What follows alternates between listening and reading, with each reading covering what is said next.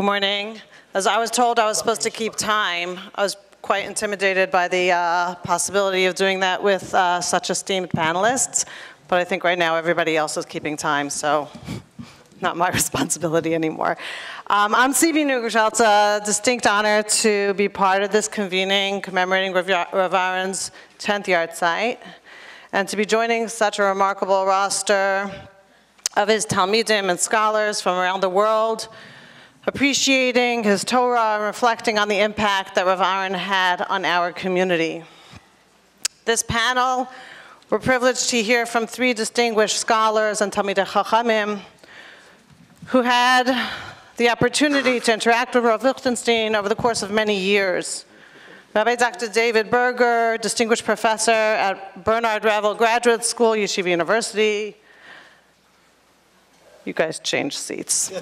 Okay, fine. Rabbi Nati Helfgot, Rabbi of Congregation Netivot Shalom here in Teaneck, and Judaic Studies faculty member at SAR High School in New York City, and Rabbi Dr.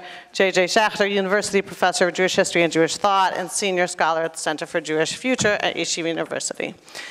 Our general topic today is to look at Rav Aharon's impact on our community in the communal realm and as a Posek.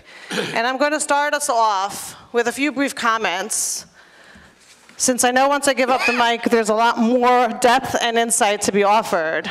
But I did not have the privilege of learning personally with Rav Aharon, and still I feel indebted to his Torah, and his influence is imprinted in my learning and religious growth, is felt in the core Torah values that keep inspiring our community, and is especially present in the hallways of Ma'ayanot Yeshiva High School, which I'm privileged to lead.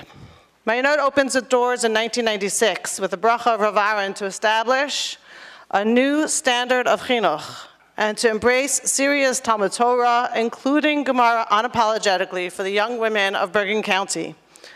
As Rav Aharon shared in his address at the school's Chanukah Rabbi, which he described as somewhat of an ani mamin, an educational credo, that principle needed to be applied to women's education. And I'll quote just a brief selection. My concern, he said, is with Harbatzat Torah and Yirat Shamayim, both for the study as well as the practice of Torah, lilmod v'la'asot, with profound appreciation of the importance with regard to women specifically, as individuals and as a vital, dynamic force within the general community. Yeshiva education, Rav Aharon, quoting John Henry Newman, like Rav Tarragon mentioned earlier, was primarily, not that he spoke about yeshiva education, but about education, was primarily concerned with the shaping of a Torah personality, and only secondarily concerned with specific roles that and each person, man or woman, would later perform. The Torah personality, he said, has a dual focus: development of our capacities, the growth of our personal abilities, and most certainly, the application of all of those inner attributes towards a relationship with the Ribbono Shel Olam as Ovdei Hashem. And that objective, Rav Aharon said, was the anchor of chinuch and the need to address curricular plans for Ma'ayanot to include Talmud study as core to the religious development of our daughters. Rav Aharon chose to focus on two psukim in Parshat Eikev to establish these objectives of chinuch. In Parak Yud, Pasuk Yud Bet, and Pasuk Yud Gimel, V'ata Yisrael, ma Hashem Elokecha sho'al mimach, ki im liyiras Hashem Elokecha, la'lechetz b'chol drachav, la'ava oso, la'avodes Hashem Elokecha b'chol vavcha u'b'chol nafshecha. L'shmor es mitzvos Hashem ve'es chukosav, asher anochi mitzavcha hayom l'tov lach. The first pasuk, he pointed out, focuses on the generalities, the broad sweeps of ava, yira, serving, emulating, imitating Hashem. But the second brings the nitty-gritty into focus. L'shmor es mitzvos Hashem ve'es chukotav. Rav Aharon explained that these include the intricacies of the Shalshelas Halacha, the intensive study of the Shakla V'Tarya of Olam HaTalmud, and the Seifim of the Shulchan Aruch. Together, these two psukim, and I quote, encompasses the whole of our entire existence. The broader goals could not be achieved without the details, and the details are lost without the raison d'etre. These were addressed, these two psukim open, V'ata Yisrael, to both men and women. With the opening of Mayanot, Rav Aharon gave his bracha to all of us to embrace this generational opportunity and challenge, to invite our daughters into the Beit Midrash, to invite them to bring their full arsenal of intellectual abilities to join the conversation of Chazal in dialogue of the ages as an integrated part of shaping their Torah personalities. All of this towards the goal of Habatzarat Torah and Yirat Shamayim, so that Talmud Torah would impact and pervade every dimension of their lives, personal and communal, general and specific, and become an essential component of ensuring that our daughters are prepared intellectually and affectively, communally and privately to consider themselves the bearers and the guardians of Torah. So today, Mayanot is concluding its 28th year of Koach, graduating its 24th class, with over approximately 2,000 students who have been shaped by this commitment to opening the doors of the Beit Midrash to them, to inviting them to dive into the Yam HaTalmud, Shalshelet HaMasorah, with rigor, and most importantly, towards strengthening the Yirat Shamayim and their ability to be Ovdot Hashem. Just a brief note of Mayanot Nacha. This past week, some students came into my office with an ice cream cake, which of course made me smile. And when they explained that they were celebrating completing Masechet Sanhedrin by learning Daf Yomi together, I literally beamed, seeing that the hypothesis keeps proving itself to be true. For anyone who's interested in the full text of the inaugural address, it's on our website. And for now, I will pass the mic to our esteemed panelists and ask them each to reflect a little bit about their relationship with Rav Aharon Lichtenstein, and to offer us an insight that you have about his significance as a communal leader and a Posek. Just for the interest of time, we're going to keep our questions to the end, and I hope that we have a few minutes for them. And with many apologies, I'll try to track our time so that we can each have the opportunity to hear from each other. Dr. Berger.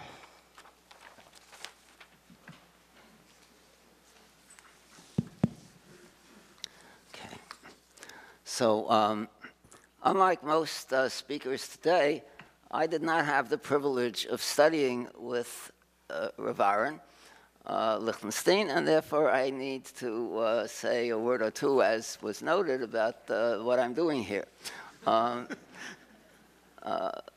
We lived, Rav Lichtenstein and I and my wife lived not far from each other for a few years before his Aliyah. And we davened on Shabbos and Yontif in the same minyan in the YU dormitory. This proximity allowed me to engage with Lichtenstein in conversation and ask him some questions, and it provided me with the inspiring privilege of watching him daven. This included the 72-minute Kohelet that he laned, which led one of the people walking home with him to ask him how he understands Kohelet that produced this kind of laning, but unfortunately I wasn't able to overhear the reply.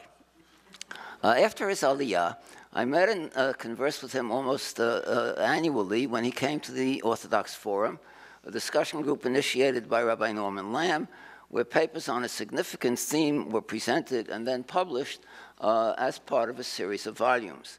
On 2 or 3 occasions, I called him in Israel to ask a particularly pressing question where I felt that only he could provide a response that I would accept without hesitation. Now, to our assignment today. There are many dimensions to Rav Lichtenstein as a communal leader and Posek. The core elements of his persona, in this as in so many other contexts, were a pervasive ethical motif, along with an almost incessant weighing of complex considerations, often in tension with one another, while never losing the ultimate sight of the ultimate objective of Avodat Hashem, a term that we've heard many times today and will recur several times in this presentation as well. Here I think we need to deal with specific examples beyond the outstanding overall assessments that we have been privileged to hear until now. In Israel, Rav Lichtenstein was placed in the challenging position of ruling on issues of existential significance that were subject to the most intense controversy. Thus, without recommending a specific course of action, which depended on the judgment of military and political figures, he affirmed, like the Rav and Rav Ovadia Yosef, that territorial compromise was in principle permitted. He ruled that soldiers should obey orders during the withdrawal from Gaza, especially relevant to the all-too-current accusations that Israel is at best indifferent to civilian casualties. Rav Lichtenstein took a strong stand against the view that the conditions of war suspend such concerns. It is most important, he said, that a person going to war understand that he is not passing from a world possessed of one hierarchy of values to a world with a different hierarchy of values. In these matters, he found himself a greater or lesser degree of conflict with significant numbers of other Israeli as well as American Russia Yeshiva and Posek. His regular participation in the Orthodox Forum and his frequent presence at Rabbinical Council of America events were expressions of his communal leadership in the United States. At the forum, he usually presented a paper on the assigned topic, but even when he didn't, he delivered an assessment of all the other papers, commenting on them, which meant he provided guidance to leading Orthodox academics, rabbis, and communal figures in the United States on matters that were sometimes primarily of intellectual interest, but in most cases addressed issues of direct significance for communal policy. So let me provide several examples. In one article on communal governance, he dealt with a variety of weighty and controversial matters, one of which was the highly charged question of Das Torah. While he set forth a typically nuanced position, he also expressed himself with considerable vigor both here and elsewhere. The extra halachic insights, he said, of great Talmidei Chachamim should be sought. But while some figures like Rav Moshe Feinstein and Rav Shlomo Zalman Auerbach had sufficient understanding of their environment to apply those insights effectively, others are so detached from the larger society that they are effectively not qualified to express authoritative views in this realm. In another article on Jewish philanthropy, called Jewish Philanthropy Whither, he affirmed that the primary focus does have to be directed inward, but he added, quote, the tendency of most of the Orthodox Jewish world, in Israel as in much of the diaspora, of almost total obliviousness to non-Jewish suffering is painfully deplorable. He went on to criticize, quote, the failure often grounded in a blend of ignorance and prejudice to appreciate the scope and value of Gentile avodat Hashem and spirituality.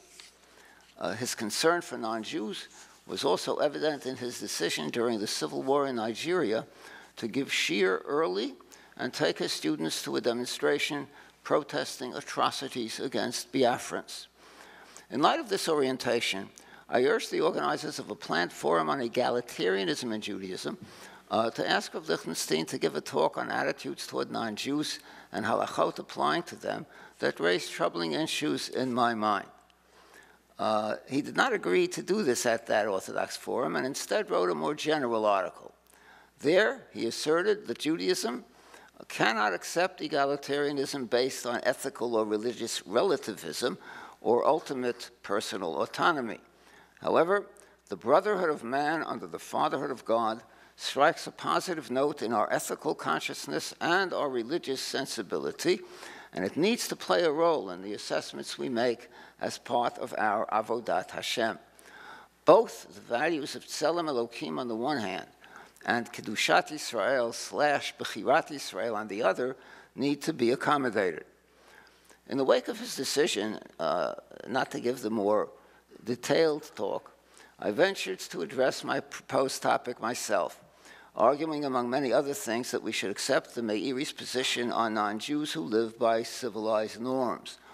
To my satisfaction, Rav Lichtenstein made some very favorable comments about the article, which I hope granted legitimation, if not full approval, to its possibly controversial elements.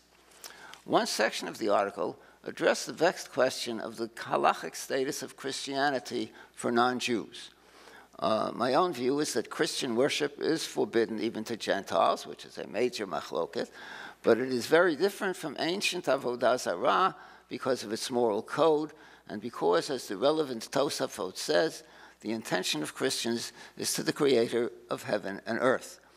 Lichtenstein did not express an opinion about this element of the article, but his reference to Gentile Avodat Hashem and spirituality that I quoted earlier, as well as a comment he made in a small group that religious events in the American public square increase Kvot Shamayim, indicate, along with his frequent references to Christian literary figures and their spiritual quest, indicate that he rejected the hostile approach that one finds in some segments of the Orthodox community. So let me turn now to several instances touching on psak and or public policy, where I interacted with Rav Lichtenstein on matters dealing with Judaism and Christianity, a subject that I'm involved in. An elderly blind woman who had converted to Christianity many years earlier in order to marry a now-deceased Christian and was living as a Jew told me that she wanted to be buried in a Jewish cemetery, but was told that she would need to go to a mikveh. I asked Rav Lichtenstein if this customary requirement could be relaxed in a case like this, and he responded that going to a mikveh was the least that could be expected of her. I should note that he also wrote a much-discussed article in connection with a famous case in Israel in which he surprised people by suggesting that a Jewish convert could lose his halachic status as a Jew entirely. When Rav Shlomo Riskin wrote a lengthy Hebrew article in Makor Rishon, reinterpreting the Rav's opposition to interfaith theological dialogue to the point where this opposition was deprived of all its force, Rabbi Reuven Ziegler contacted me on behalf of the Lichtenstein family, asking that I respond, and I acceded to this request with a long article of my own in the same publication. On another occasion, I was approached by the National Council of Synagogues, which represents the conservative reform and reconstructionist movements, in connection with a forthcoming meeting with representatives of the Presbyterian Church. The Presbyterians were considering support, I was told, for missionary activities directed at Jews. And the request was that I prepare a presentation aimed at discouraging such a policy. This was theological dialogue par excellence and representation of non-Orthodox movements to boot. Tarte l'reusa. I called Rav Lichtenstein in Israel, and he responded without hesitation or equivocation that I should do it. Finally, two issues of great significance that I will treat with ruthless brevity. On several occasions, most notably in a major article written for a book edited by Rabbi Schacter, Rav Lichtenstein expressed his support with various caveats for the desirability of study going beyond Torah. Needless to say, this is a critical issue affecting the Orthodox community, and Rav Lichtenstein's approach was molded by his study of English literature and the insights he derived from that study. In any event, his support remains of great importance because of what he described as an irony. He spends his life, he said, in the tent of Torah, B'ohalo shel Torah, and in this setting, he is serving as a central defender of a broader curriculum. I cannot analyze his position here, but I do want to close by noting its relevance to a divisive issue in the study of Torah itself that became especially prominent in Israel. Is it, as Rav Hutner said, forbidden to attribute the slightest defect to biblical heroes like Avraham, Yitzhak, and Yaakov? Rav Lichtenstein maintained, appealing to a nuanced literary approach, I think, he actually says so, that like the Ramban, we should treat them not as virtually angelic figures, but rather as spiritual giants with normal human emotions who have to confront the human condition, not always without problems. They are not angels, but they are also not, quote, shorn of majesty, grandeur, and elan. Here, as in so many issues, we find a moderate or intermediate position that results not from uncertainty or compromise, but from deep conviction and abiding values. The formula, chaval al de'ovdin v'lo mishtachin, how sad we are about those who are lost and cannot be found, or someone like them cannot be found, has become a cliche. But in the last 10 years, I have been confronted on more than one occasion with a question where I ask myself, whom can I ask? And there was one answer, Rabbi Lichtenstein.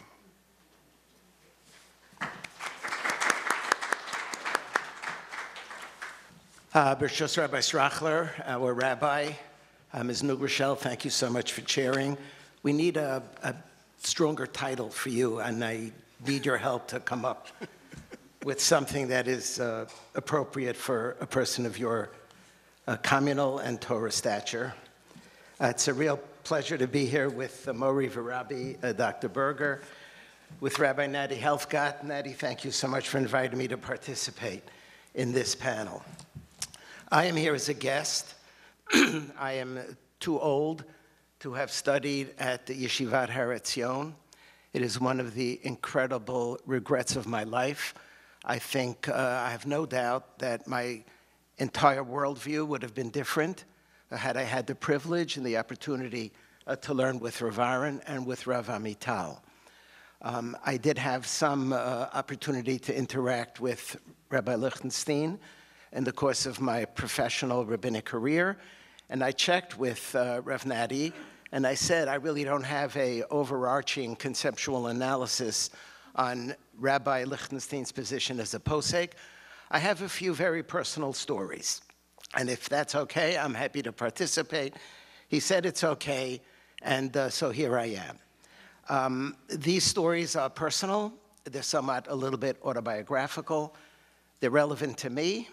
I realize I may be entering into some of the debates that are raging in our contemporary community. That is absolutely not my interest. I want to tell a story about something, two things, maybe three if I have a chance, of what Rav Aharon told me.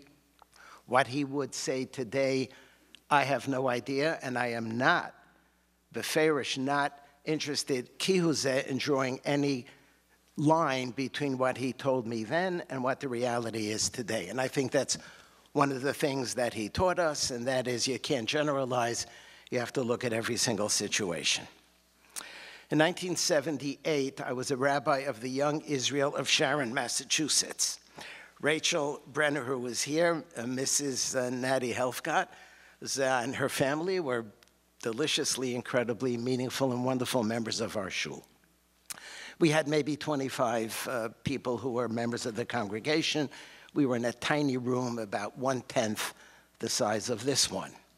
And the women in my shul came to me and said they would like to have a Megillah reading on Purim for the women, 1978. I don't know, I just wasn't really comfortable. And so I said, I'm not really comfortable. And those were the days when if the rabbi said, I'm not really comfortable, so okay. Those days are long, long gone. But those are the days when it was a beginning and, the rabbi is not comfortable, okay. So it wasn't happening. The Sunday before Purim, I found myself in New York City, and I made an appointment to meet with Rabbi Shlomo Riskin. I had incredible respect for Rabbi Riskin. He played a formidable role in my life, my younger life as a teenager, in my early 20s, to really help make me decide to become a pulpit rabbi. So I'm meeting with him, and he says to me, JJ, I need your help. He's a rabbi of Lincoln Square. He said, yesterday, I had told the women in Lincoln Square that they could have a Megillah reading. And then yesterday, during the announcements, before I started to make the announcements, I was rifling through the Shulchan Aruch. I saw this Magen Avraham that quotes from a Medrash Hanelim of the Zohar that women should not be motzios other women, so I did not make the announcement. The wrath of the women descended upon me, he said. And here's where I need your help. If I were to ask Rabbi Soloveitchik, he's going to tell me absolutely not. Because I've bothered him so much, I've pressed him so much, he's tired of my questions, he's just going to shut it down. But you're still a tamim, you're young, you do me a favor, ask the Rav, is it okay for women to be motzios other women in Mikra Megillah? You'll get a straight answer, and then you'll tell me what he says.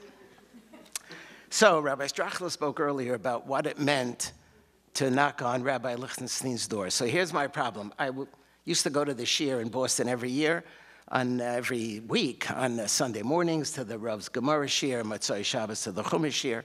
But now it's during the week, and Rabbi Riskin is hanging, so I have to call. So where do I call? He's living with the Twerskys.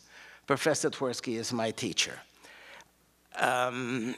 So this was intimidating, even though he was my teacher already by then for a number of years. So I remember I walked around the block to try to get up enough guts, because I knew I had to get through either him or his wife before I got to the Rav. And that was also somewhat intimidating. So I take a deep breath, I pick up the phone, Dr. Tversky, hello, Professor Tversky, it's JJ, can I talk to your father-in-law? Okay, the Rav gets on the phone. And I asked him this question, and I felt it was an honest question because the women in my shul actually had asked me this question. Rebbe, women in my shul want to know if you could have a Megillah reading for women. And he said, no.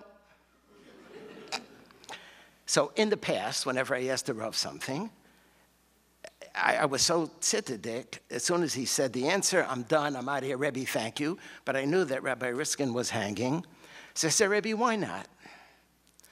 And I remember it felt like 10 minutes, it was a minute and a half, back and forth. I scribbled it down, I have at home 7 points that he made. I wrote it down afterwards, and he comes to the Medrash Hanelim of the Zohar. And he said, Medrash Hanelim. I said, Rebbe, since when do we paskin like a Medrash Hanelim of the Zohar? And finally he got exasperated. And he said the following. He said, Schacter, if you want, I can give you a heter, but you shouldn't do it. That's what he said. Which point, I hung up, Rebbe, thank you so much. I called Rabbi Riskin. Rabbi Riskin, the Rav gave me a heter, but told me that I shouldn't do it. So at the end of the day, what he did was he allowed it, but it was not in the building of Lincoln Square. It was in one of the apartments in the Lincoln Square Towers. Fast forward 20 years later, mamish 20 years later, it's 1998, and women in my shul, the Jewish Center on the Upper West Side of Manhattan, come to me, they want to have a Megillah reading for women. So I was in a quandary. So at the wedding of Rav Nati and Rachel, which took place in 1998 in the auditorium of a conservative synagogue in Newton, Massachusetts, which I remember very well. And I'm sitting next to Rabbi Aharon by the Chassan's Tish. And I turned to him and I said, I told him the story, and I said, am I bound by what your father-in-law told me 20 years ago? Am I mechuyev to not allow it? Because the Rav said you shouldn't do it. And Rabbi Aharon said, you are not bound by that. If you feel that this is something important for your shul, you should absolutely go ahead and allow it without any question. Don't feel any hesitation. Second story, which is ratcheting up a little bit some of the heat. Second story, 1998, same year, I received a very powerful petition from, there were 55 signatures of women in the Jewish Center. They wanted to have a women's prayer group. So this was the time when women's prayer groups were really on the agenda. Today it's no longer on the agenda. There are other issues on the agenda. Women want to have 55 women, every single woman who was an officer, every single woman who was the wife of an officer, every single woman who was on the board of trustees, every single wife of a man who was on the board of trustees. In other words, there's a heavy hitting here to the rabbi, let's get a women's prayer group. I was not comfortable, but the days were long gone when I could say to them, you know what, I'm not comfortable, and they would have their acheretz. That wasn't happening. So I was really struggling because I just wasn't sure what to do, because I just wasn't sure. So there was an Orthodox forum. I think it was an Orthodox forum at that time. Rebbe is in town. I went to Rebbe and I said, Rebbe, what should I do? He was my go-to question whenever there was a matter of public policy. I had respect for no one greater than him in the world at that time. There was no one who I respected more in the world that I felt had the picture, understood it, had the human sensitivity, had the breadth of halachic understanding. Rebbe, what should I do? So he says, you know, if you think it's okay, you should do it. So I said, but yeah, I'm not really comfortable doing it. And the way I formulated it was, and this is all for the historical record, those who are holding in the methodology of the Psak of Rebbe will put this in a footnote somewhere if it's important. I said, but I want to be some chelki mi Yoshvei Beis HaMedrash. I want to be from the Yoshvei Beis HaMedrash. I wanted to reflect my feeling somehow that came out. That was my formulation. So he said to me, listen, Rav Simcha Kraus is also mi Yoshvei Beis HaMedrash. Rabbi Kraus, as I'm sure you know, was a very strong proponent of women's prayer groups. Simcha Kraus is also mi Yoshvei Beis HaMedrash. I was very taken aback. I thought that was really incredible. I've shared this with the family of Rabbi Kraus. It was an amazing commentary of Rabbi Aharon. And if you feel that it's necessary, you want to have a women's prayer group, you should go ahead and feel comfortable. At the end of the day, I did not feel comfortable, and I did not allow a women's prayer group in my shul. I spent 2 Tuesday nights in a row, about 2 hours each, trying to explain invited all the women to come, and we had a conversation. At the end of the day, I only lost one family who left the shul, very prominent family, left the shul over this issue. But I was very moved, and still moved, by Rebbe Aharon's teachings. My final story is very quick. We have a friend, Yocheved and I have a friend who became an almana and wanted to know if she should continue to cover her hair. I called Rabbi Lichtenstein. I have a friend who's an almana. Should she continue to cover her hair? And he said to me, listen, you really shouldn't be calling me because I have a particular perspective. You should call Rav Amital. Because Rav Amital has a different perspective, and I think you should have a conversation with him. So I called Rav Amital, and he told me that he thinks it's not necessary for her to continue to cover her hair, and kachava. Once again, a third story about my very, very, very, albeit limited, interrelationships with Rebbe Aharon, and reflecting, I think, shoulders, reflecting empathy, sensitivity, and incredible greatness.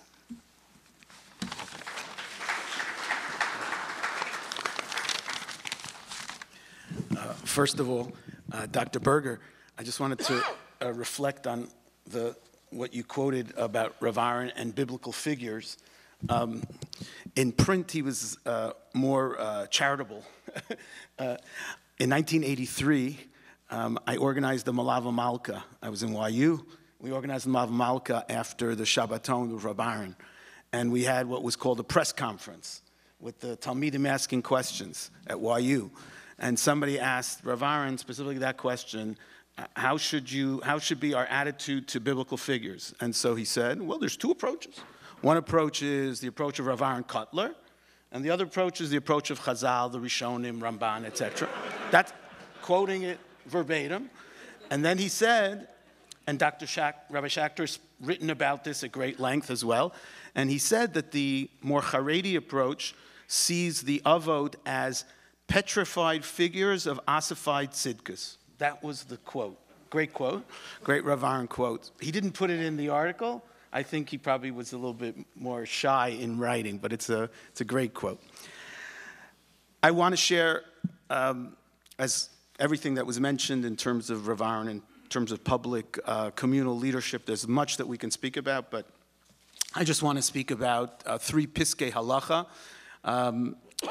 that Rav Aharon gave and that was a little bit involved with on some level. One is specifically in terms of a good friend who passed away this year from Rinat, Mr. Michael Kranzler, who was for many years the Dean of Admissions at Yeshiva University. And in 1997, Mr. Kranzler, Michael, asked Rav Aharon a question. I have many, many letters of Rav Aharon, many of them unpublished, that maybe one day will be published, but Od Chazon Lamoed. So in the letter, he asked him, what about high school seniors who had made a commitment to sign to go to a certain university if they had been accepted, and then they went to Israel and they got decided, whatever language you want to use, flipped out, whatever term you want to use, decided that they wanted to switch and go to Yeshiva University, and they had signed a binding commitment to go to another university. What should they do? So Rav Aharon answered as follows, I'm quoting, "Every effort should be made during the last year of high school to avoid making such a commitment in the first place. Quite apart from the fact that its substantive content may reflect skewed priorities, it is highly unwise during a fluid and formative period in a person's life to foreclose spiritual options and tie one's hands." Good advice. Second advice, if such a commitment has been made, one should optimally ask the university to release him or her from the commitment. No respectable educational institution wishes to confine a student coercively or punitively. But the third part is, again, classic Rav Aharon. If the recipient university insists upon the commitment's fulfillment, its request should be honored.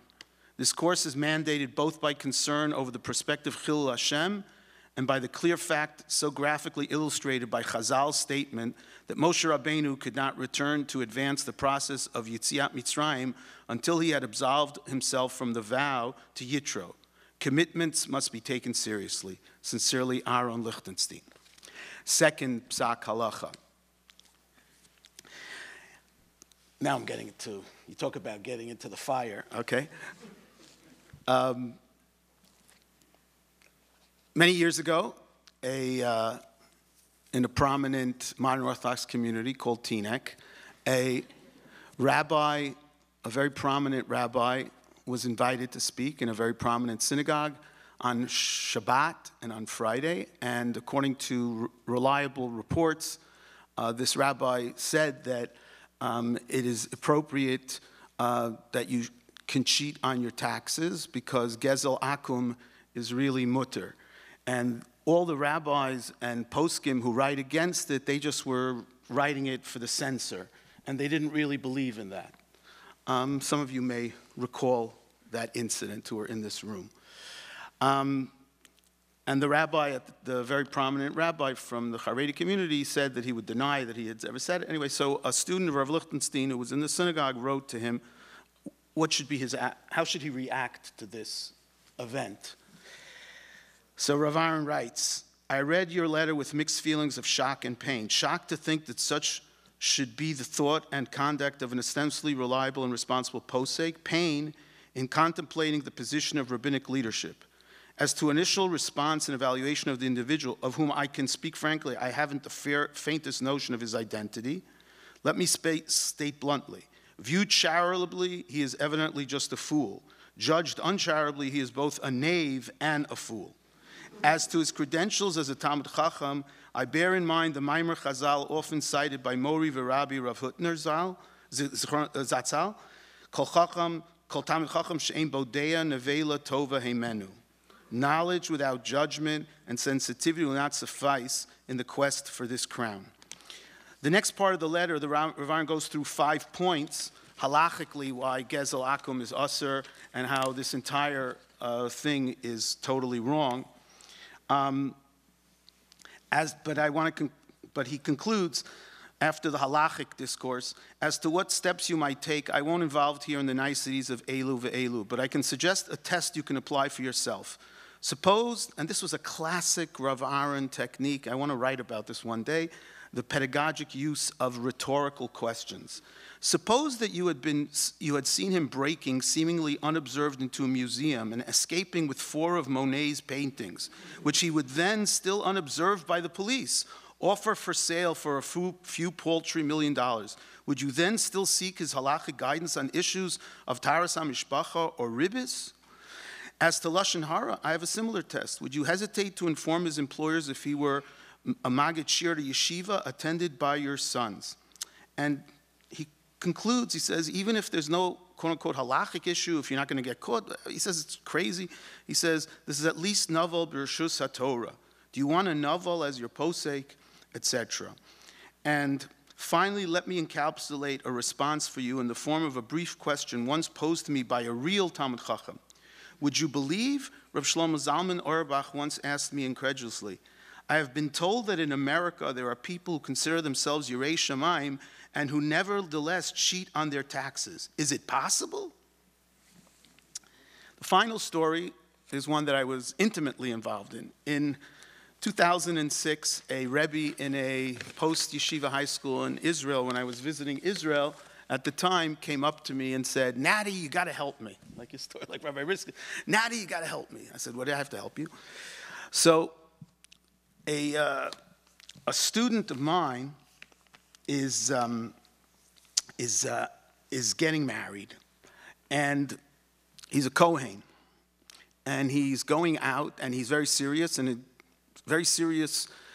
with a girl whose father was non-Jewish, and the mother is Jewish. So they're Jewish, but then in halacha there's a discussion whether a Kohen can marry a girl who's the product, the union of a Jewish father, a non-Jewish father and a Jewish mother.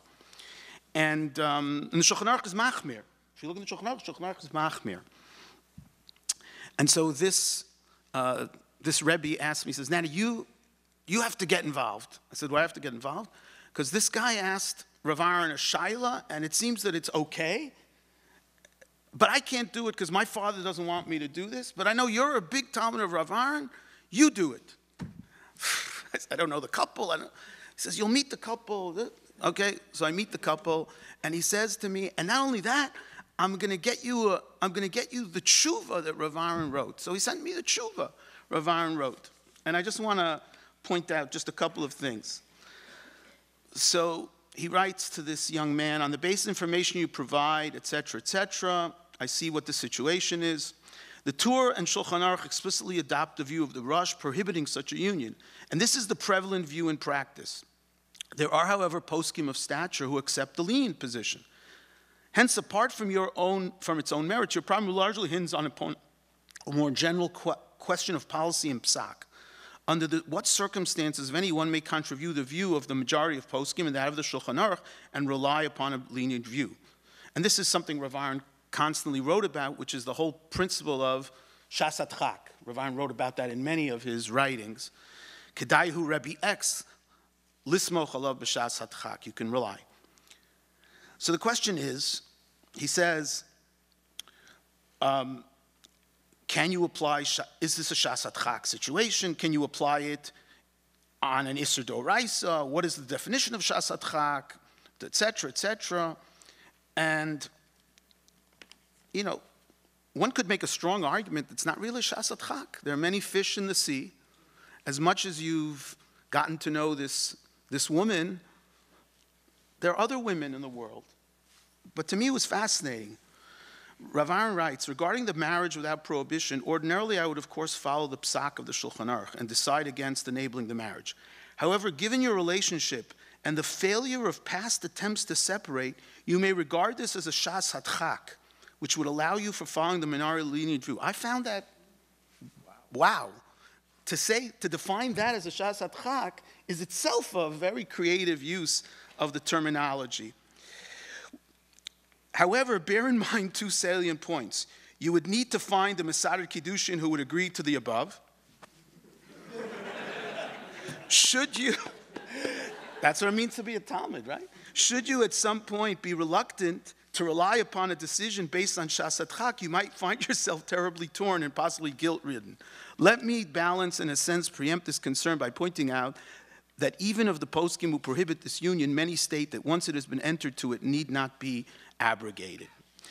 And this is what Rav Aharon writes, and again, he ends, I realize that in some you are confronted with difficult and painful choice, and I presume that this was a subnormal reason for delay of my response. I fully empathize with your concern and your anxiety. I hope and pray that you have siyata d'shmai making a decision, and that having made it, you will be fully at peace with it and yourselves.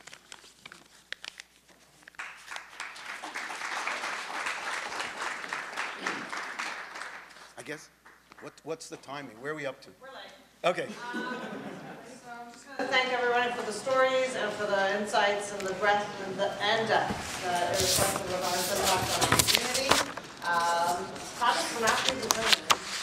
And you can imagine going from interfaith dialogue to the personal relationships and everything communal in the middle of there. We understand the depth of the loss and the hole that's present in the many fires that our community